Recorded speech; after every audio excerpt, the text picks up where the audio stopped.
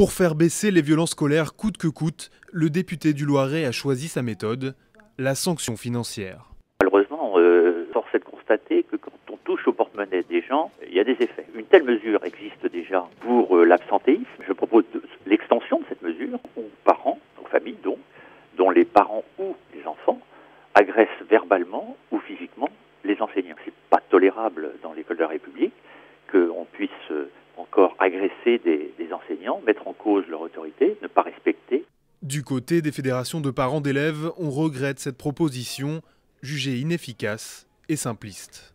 Il faut être beaucoup plus dans le dialogue avec les parents pour faire en sorte que dès qu'il y a un petit souci, on puisse en parler sereinement. Effectivement, toutes les mesures un petit peu où on tape à chaque fois sur la tête des parents, à chaque fois qu'il y a un souci, on comprend bien que ce ne sont pas des mesures qui vont être efficaces, bien évidemment.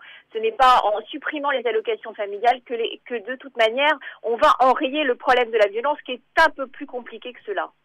Si cette proposition de loi ne fait pas l'unanimité, elle intervient en pleine concertation du gouvernement sur l'avenir de l'école. Un projet de loi sera d'ailleurs examiné par le Parlement dans les semaines qui viennent.